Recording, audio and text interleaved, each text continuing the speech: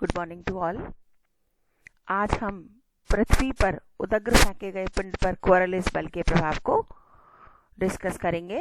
मैं डॉक्टर नीलम गुप्ता। पिछली क्लास में हमने पढ़ाया था कि यदि पृथ्वी पर क्षैतिज दिशा में कोई कण गतिशील रहता है तो उस कण पर कोरलिस बल का क्या प्रभाव होता है, और हमने यह पाया कि यदि कण क्षैतिज दिशा में पृथ्वी पर गतिशील रहता है तो उत्तरी गोलार्ध में गतिशील कण कोरलिस बल के प्रभाव में पूर्व दिशा में विस्थापित हो जाता है तथा दक्षिणी गोलार्ध में गतिशील कण पश्चिम दिशा में विस्थापित हो जाता है। आज हम कंसीडर करेंगे कि यदि हम किसी कण को उदग्र दिशा में यानी वर्टिकली अपवर्ड डायरेक्शन में यदि हम थ्रो करें, जैसे हम बॉल को ऊपर उछालते हैं, तो उस स्थिति में कण पर कोरलिस बल का क्या प्रभाव पड़ेगा।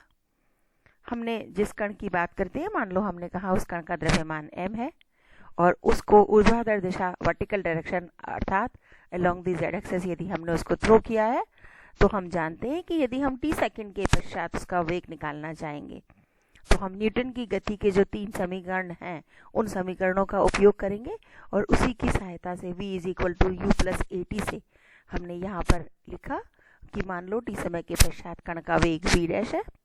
चूंकि उदग्र दिशा में कण फेंका गया है अर्थात z डायरेक्शन में है, ऊपर की ओर फेंका गया है, हमने मान लो कंसीडर कर लिया कि गतिशील निर्देश तंत्र के x डैश y डैश और z डैश अक्ष के अनुदिश एकांक सदिश i डैश z डैश और k डैश है। So initial velocity u particle की minus g into t. This negative sign is due to the particle is throwing vertically upward direction. जिस स्थान पर कण रखा था, मान लो उस स्थान का लैटिट्यूड लैम्डा से डिनोट किया हमने, या लैम्डा हमने कहा, और चूंकि निर्देश तंत्र ओमेगा कोणीय वेग से घूर्णन कर रही है, तो हम पिछली क्लासेस में भी इसको निकाल चुके हैं कि यदि कोणीय वेग को कंपोनेंट के रूप में लिखना चाहेंगे तो कंपोनेंट के रूप में कोणीय वेग क्या होगा, omega is equal to omega cos lambda j dash plus omega sine lambda k dash. अब हमने कंसीडर किया कि जब कण हमारा उदग्र दिशा में फेंका गया है तो उस कण के ऊपर एक कोरलिस बल लगेगा। इसका गणितीय समीकरण भी हम पूर्व की कक्षाओं में पढ़ चुके हैं, तो वहीं से हमने इसको डायरेक्टली फॉर्मूला लिख दिया कि यदि पृथ्वी के घूर्णन के कारण पिंड पर जो कोरलिस बल लगता है तो उसको गणितीय समीकरण Fc is equal to minus of 2 omega cross v dash से हम व्यक्त कर सकते हैं, जहां पर ओमेगा निर्देश तंत्र का कोणीय वेग है। क्योंकि कण जिस निर्देश तंत्र में है उसी कण का भी कोणीय वेग वही होगा। v डैश हमारा कण जिस t समय के पश्चात जिस भी स्थिति पर उदग्र दिशा में फेंका गया है उसका वेग है। ओमेगा और v डैश का हमने यहाँ मान रखा।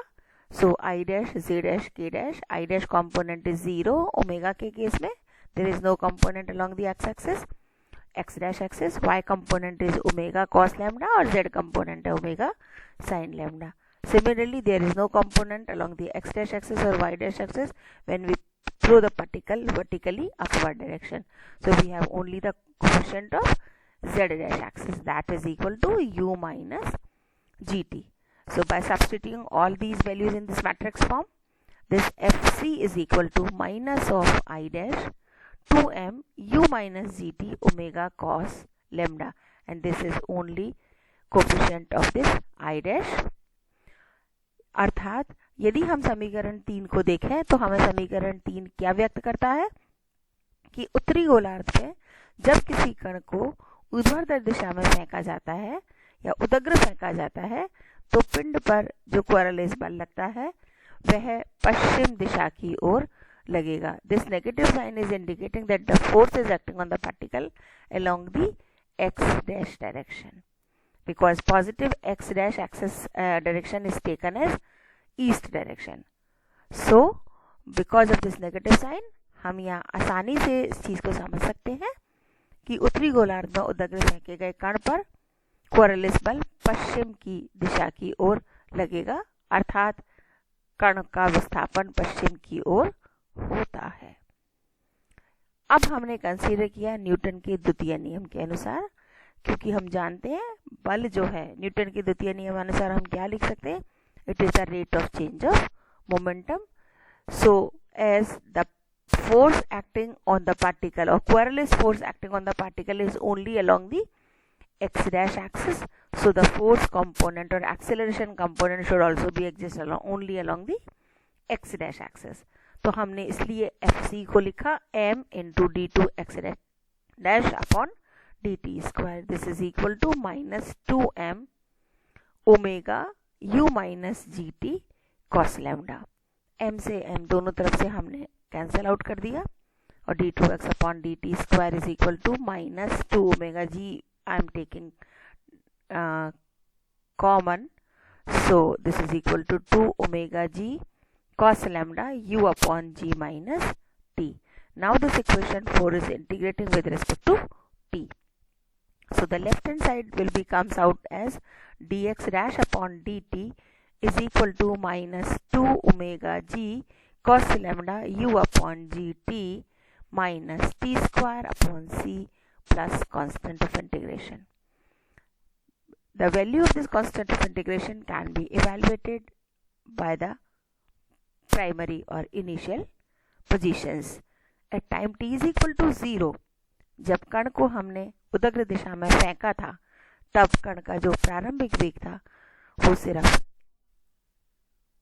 z dash डायरेक्शन में था. There is no component of velocity along the x dash axis or y dash axis. So this dx dash upon dt will represent the velocity component along the x dash axis. So there is no component of velocity along the x axis. So it is equal to 0. So the dx dash upon dt is equal to minus 2 omega g cos lambda u upon gt minus t square upon, as well as you put t is equal to 0, this whole term will be equal to 0. And your c is also equal to 0 because dx dash upon dt is also equal to 0. So finally you will get the equation dx dash upon dt is equal to minus 2g omega cos lambda u upon g into t minus t square upon 2. But this is the velocity. We need the displacement equation. So once further we are integrating this equation with respect to t. So the left hand side we have x dash is equal to minus 2 omega g cos lambda u upon g t square upon 2 minus 1 upon 2 t cube upon 3. So 2 हमने यहाँ भी था, 2 हमारा यहाँ भी आया, बाहर के 2 से हमने इसको कैंसिल आउट कर दिया, plus some another constant of integration c dash. Again by taking the initial conditions at t is equal to 0, x dash is equal to 0, by substituting x dash or t equal to 0 in this equation, I will get c dash is equal to 0, isn't it? Now we consider that the displacement is, when we put c dash is equal to 0, the displacement will be equal to x dash is equal to minus g omega cos lambda u upon gt square minus t cube upon 3. This shows that the displacement will be along the west direction, अर्थात कण का विस्थापन पश्चिम दिशा में होगा. So x dash is equal to minus g omega cos lambda u upon gt square minus t cube upon 3. If we consider after time t second, the particle will reach at the maximum height. यदि हम यह मान लें कि t second के पश्चात कण अधिकतम ऊंचाई पर पहुंच जाता है, जैसे ही कण अधिकतम ऊंचाई पर पहुंचेगा हम जानते हैं पार्टिकल थोड़ी सी देर मोमेंटरी टाइम के लिए रुकता है, and again due to the gravitational force it comes down to the surface of the earth. अर्थात जब t समय पर अधिकतम ऊंचाई पर कण पहुंचेगा उस समय कण का वेग 0 हो जाएगा और v is equal to u plus at में हमने लिखा. So v is equal to 0, initial velocity is u minus gt. So our t is equal to u upon g. By substituting the value of t is equal to u upon g in equation number 5, I will get x dash is equal to minus g omega cos lambda t is equal to u upon g, तो u upon g whole cube minus 1 upon 3 u upon g whole cube. So this is equal to minus 2 upon 3 g omega cos lambda u upon g whole cube. If the particle will reach at the maximum height h, then by the using equation v square is equal to u square plus 2as, v is equal to 0 is equal to u square minus 2gh, or u is equal to under the root 2gh. By substituting the value of u in equation number 6, we will get the x displacement along the west direction. X dash is equal to minus 2 upon 3 g omega cos lambda 2h upon g की power 3 by 2, and the velocity is represented by this equation either in terms of u upon g or in terms of h upon g. चूंकि कण को हमने नीचे से ऊपर फेंका, कण अधिकतम ऊंचाई पर पहुंचकर वापस कण नीचे आएगा, अर्थात कण को पुनः धरातल पर पहुंचने के लिए ऊर्ध्वाधर नीचे की ओर गति करनी होगी. इस गति के लिए टाइम t बराबर 0 पर पश्चिम की ओर कण का विस्थापन x नॉट डैश से रिप्रेजेंट कर दिया, तथा पश्चिम की ओर इसका वेग हमने dx dash upon dt not पर से रिप्रेजेंट कर दिया. जब कण ऊर्ध्वाधर गति कर रहा है नीचे की ओर, तो भी कण पर कोएरलिस बल लगेगा. That Coriolis force is equal to d2 x dash upon dt square is equal to 2 omega g cos lambda into t. हमने पिछली क्लास में इसको पढ़ा था, सीधा हमने वहीं से लिख दिया है. On integrating this equation dx dash upon dt is equal to minus 2 omega g cos lambda t square upon 2 plus constant of integration a. t बराबर 0 पर हमारे पास dx डैश अपॉन dt 0 नहीं है now. This is equal to minus g omega cos lambda 2h upon g. So at t is equal to 0, a is equal to minus g omega cos lambda 2h upon g. So dx dash upon dt is equal to minus 2 omega g cos lambda हमने common ले लिया. Within the bracket what I will get, t square upon 2 minus of 2g 2h upon 2g, because this will be equal to this term is not minus over here, this is only plus, so that is why this is minus 2 is taken common. So in the bracket you will get minus 2h upon 2g. By further integrating, x dash is equal to 2 omega g cos lambda t cube upon 6 minus 2h upon 2g into t plus constant of integration a dash. Again by substituting or determining the value of a dash, so a dash is equal to minus 2 upon 3 g omega cos lambda 2h upon g की power 3 by 2. By substituting value of a dash in this equation, so x dash is equal to minus 2 g omega cos lambda t cube upon 6 minus 2h upon 2g into t minus of 2 upon 3 g omega cos lambda 2h upon g की power 3 by 2. By further simplifying this equation, or we substitute t is equal to under the root 2h upon g, the total displacement of the particle to reach at the surface of earth is equal to 2g omega cos lambda. We will take common out 1 upon 6 by substituting t is equal to 2h upon g की power 3 by 2. So the first term is 2h upon g power 3 by 2 minus 1 upon 2 2h upon g power 3 by 2 minus 1 upon 3 2h upon g power 3 by 2. Again we will take 2h upon g power 3 by 2 common. So within the bracket I will get 1 upon 6 minus 1 upon 2 minus 1 upon 3. On solving this, we will get minus 4 upon 3 g omega cos lambda 2h upon g की power 3 by 2, or this is not minus, this is equal 4 upon 3 g omega cos lambda 8h cube upon g to the power 1 upon 2. This is the displacement of the particle in the west direction in northern hemisphere. अर्थात ऊर्ध्वाधर ऊपर की ओर फेंके गए पिंड को पृथ्वी के धरातल पर वापस लौटने पर क्वारलिस बल के कारण कुल विस्थापन हम जो प्रीवियस इक्वेशन नंबर 5 थी उससे डायरेक्टली भी हम निकाल सकते हैं, क्योंकि हम ये जानते हैं कि अधिकतम ऊंचाई तक पहुंचकर और पृथ्वी तक वापस आने में कुल लगने वाला समय यदि t डैश है तो t बराबर t डैश पर ऊर्ध्वाधर जो विस्थापन है that will be equal to 0. So t dash is equal to 2u upon g. By substituting the value of u, this is equal to 2 under the root 2h upon g. We'll substitute this value in equation number 5 and directly I will get x dash is equal to minus 4 upon 3 g omega cos lambda 8 h cube upon g की power 3 by 2. Now we consider the effect of Coriolis force on pendulum or Foucault pendulum. What is Foucault दोलक? हमारे पास अब इस unit का last topic है।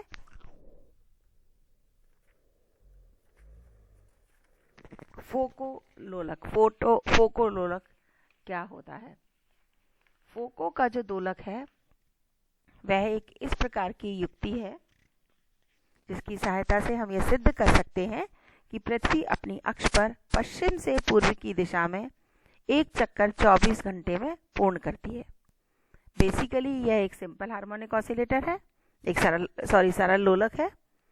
इस सरल लोलक का आविष्कार फोको नाम के वैज्ञानिक ने किया था, 1851 में किया था। फोको नामक वैज्ञानिक ने इसमें जो सरल लोलक में लोलक काम में लिया था, लोलक का भार लगभग 28 किलोग्राम था और लोलक को एक 70 मीटर तार से लटकाया गया था। इस प्रकार से स्वतंत्र पूर्वक लटकाया गया था कि यह लोलक स्वतंत्र रूप से किसी भी दिशा में दोलन कर सके। इसका जो आवर्त काल है वह लगभग 17 सेकंड के करीब होता है। पृथ्वी के अपने अक्ष पर घूर्णन के कारण गतिशील लोलक पर क्वारलिस बल लगता है और इस बल से लोलक पर जो प्रभाव उत्पन्न होता है उससे पृथ्वी के घूर्णन का कोणीय वेग ज्ञात किया जा सकता है। इस लोलक का पृथ्वी के जब ध्रुवों पर हम दोलन कराते हैं तो पृथ्वी के घूर्णन के कारण, इस चित्र को कंसीडर करें, मान लो हमने कंसीडर किया कि यह जो लोलक है उसको हमने पृथ्वी के लैम्डा अक्षांश पर रखकर दोलन कराया, जैसा कि मैंने इस चित्र में भी आपको दिखाया है। इस स्थान पर पृथ्वी के कोणीय वेग का जो क्षैतिज घटक है ये देखिए कितना है, ओमेगा कॉस लैम्डा है, तथा ऊर्ध्वाधर घटक ओमेगा साइन लैम्डा है। पृथ्वी के कोणीय वेग के ऊर्ध्वाधर घटक ओमेगा साइन लैम्डा के द्वारा दोलक के वेग के लंबवत क्षैतिज दिशा में एक क्वारलिस बल उत्पन्न होता है, जो दोलक तल की उत्तरी गोलार्ध में दक्षिणावर्त दिशा में तथा दक्षिणी गोलार्ध में वामावर्त दिशा में ओमेगा साइन लैम्डा कोणीय वेग से घूर्णन कराता है।